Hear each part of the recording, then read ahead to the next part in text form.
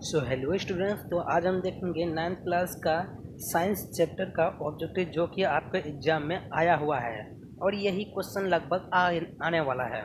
तो चलिए हम आज विषय कोड 112 का साइंस ऑब्जेक्टिव देखने वाले हैं। ठीक है, तो इसमें थोड़ा होता है क्या कि इसमें प्रश्न पूछा जाएगा 98 टोटल। ठीक है, इसमें कुल प्रश्न रहेगा 70 + 20 यानी कि 98 और समय रहेगा, आपका समय रहेगा 2 घंटा 30 मिनट। ठीक है, और यहाँ नीचे दिया हुआ है, और नीचे दिया हुआ है हर एक अंक के लिए आपको 1 नंबर दिया जाएगा, एक प्रश्न के लिए 1 नंबर। तो चलिए हम डायरेक्ट प्रश्न की ओर चलते हैं।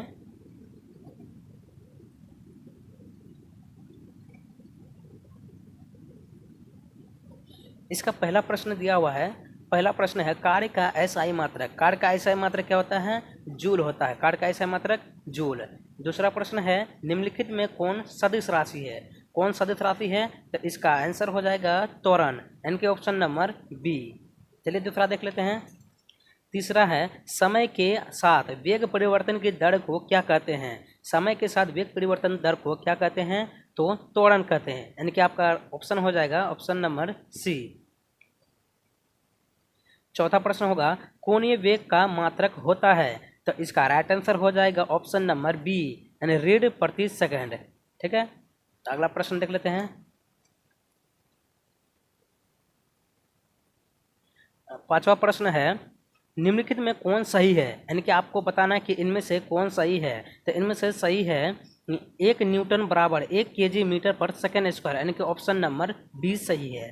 ठीक है, तब छठा देख लेते हैं। घर्षण बल हमेशा कार्य करता है, तो इसका राइट आंसर है ऑप्शन नंबर सी। ठीक है, गति की विपरीत दिशा में। सातवां प्रश्न देख लेते हैं। न्यूटन का एसआई मात्रक क्या है? न्यूटन का एसआई मात्रक बल होता है, यानी कि इसका राइट आंसर है ऑप्शन नंबर सी। आठवां प्रश्न है मीटर, यानी किसी मीटर द्रव्यमान की वस्तु जिसका वेग भी है का संवेग होगा, तो इसका आंसर होगा ऑप्शन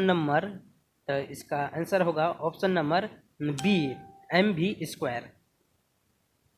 ठीक है, तो आगे देख लेते हैं। नौवां प्रश्न किसी गतिशील पिंड का वेग आधा करने से उसका वेग हो जाता है, तो इसका राइट आंसर होगा ऑप्शन नंबर ए, यानी कि आधा हो जाएगा। 10वां प्रश्न देख रहे हैं। निर्वात में स्वतंत्रता पूर्वक गति करते हुए सभी पिंड क्या होता है? त्वरण समान होता है, यानी कि ऑप्शन नंबर बी इसका राइट आंसर हो जाएगा।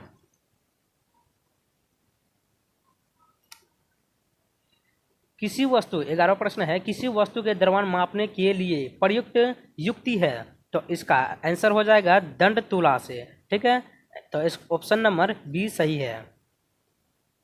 12वां प्रश्न होगा द्रव्यमान का एसआई मात्रक क्या है? द्रव्यमान का एसआई मात्रक किलोग्राम होता है, यानी कि ऑप्शन नंबर ए।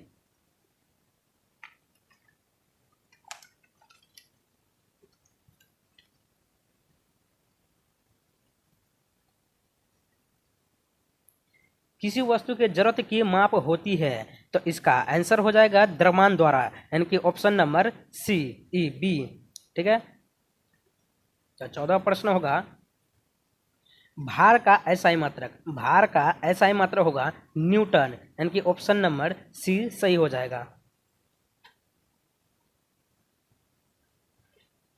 15वां प्रश्न है प्रत्येक क्रिया के बराबर और विपरीत प्रतिक्रिया होती है, यह है न्यूटन के गति का तृतीय नियम, यानी कि ऑप्शन नंबर सी सही है।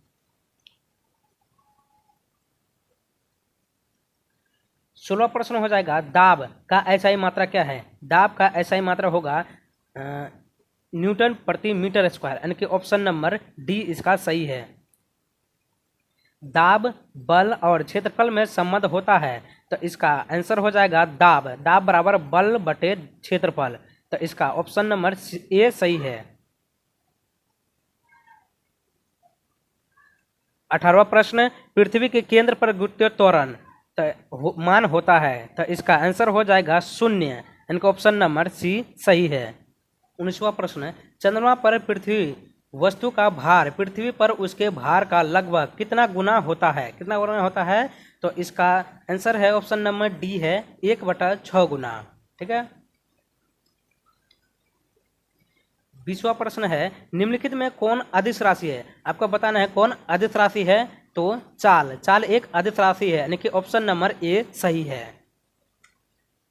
21वां प्रश्न, दो वस्तुओं के बीच लगने वाला गुरुत्वाकर्षण बल कितना हो जाएगा यदि दोनों वस्तुओं के द्रव्यमान को 2 गुना कर दिया जाए। तो इसका आंसर होगा ऑप्शन नंबर बी 4 गुना। 22वां प्रश्न, गुरुत्वाकर्षण नियतांक का मान होता है। तो इसका आंसर होगा 6.67 गुना 10⁻⁻11 न्यूटन मीटर स्क्वायर बटे KG square. Option number C सही है। पृथ्वी, यानी कि 23वां प्रश्न है पृथ्वी की सतह से ऊपर जाने पर गुरुत्व त्वरण जी का मान क्या होगा। ऊपर जाने पर घटता है, यानी कि ऑप्शन नंबर बी सही है।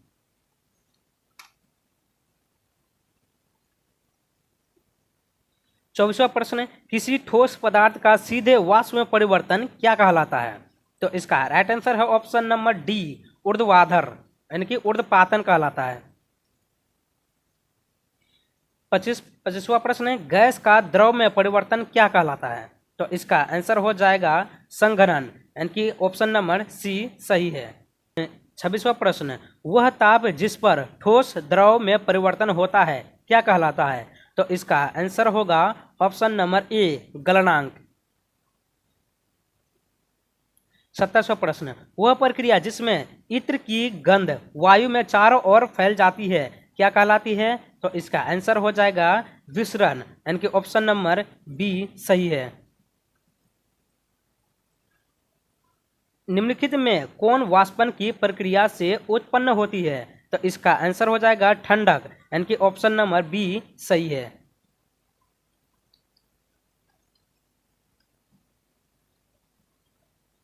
उनतीसवां प्रश्न, 100 डिग्री सेल्सियस तापमान का केल्विन में मान होता है। तो इसका है 373.15। ऑप्शन नंबर बी सही है। सौरमंडल में प्लाज्मा अवस्था की उत्पत्ति का कारण क्या है।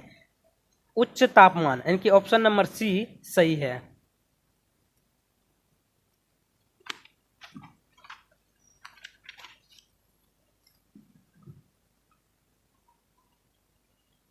इकतीसवां प्रश्न, हवादार जगहों पर द्रव के वाष्पन का वेग क्या होता है, बढ़ जाता है, यानी कि ऑप्शन नंबर बी सही है। 32वां प्रश्न, निम्नलिखित में कौन मिश्रण है। तो इसका आंसर है बारूद, यानी कि ऑप्शन नंबर ए सही है। 33वां प्रश्न, निम्नलिखित में कौन टिंडल प्रभाव का प्रदर्शन करता है। तो इसका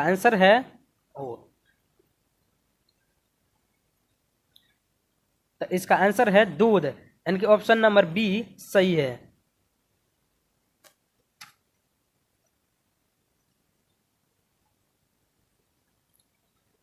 निम्नलिखित में कौन तत्व है। आपको बताना है कौन तत्व है।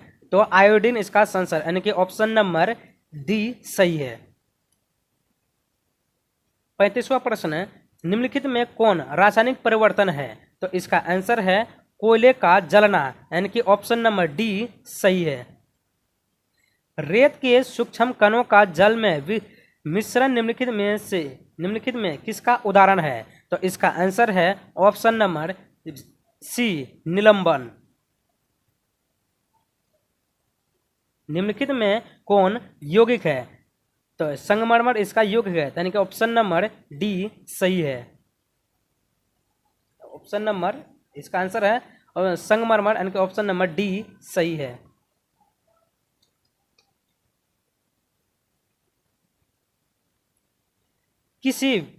किसी पदार्थ द्वारा अधिकृत स्थान कहलाता है। तो इसका आंसर हो जाएगा आयतन, यानी कि ऑप्शन नंबर डी सही है। निम्नलिखित में कौन ऊर्ध्वपारित हो सकता है। तो इसका आंसर है option number B ammonium chloride. किसी पदार्थ के इकाई आयतन का द्रव्यमान कहलाता है। तो घनत्व कहलाता है, यानी कि ऑप्शन नंबर ए सही है। तो आज का 40वां प्रश्न ही रहेगा, अगला आपको नेक्स्ट क्लास में देखने को मिलेगा। तब तक के लिए आपको ये प्रश्न कैसा लगा कमेंट में ज़रूर बताएं, और आपको किस चैप्टर के बारे में क्वेश्चन आंसर चाहिए कमेंट में ज़रूर बताएं।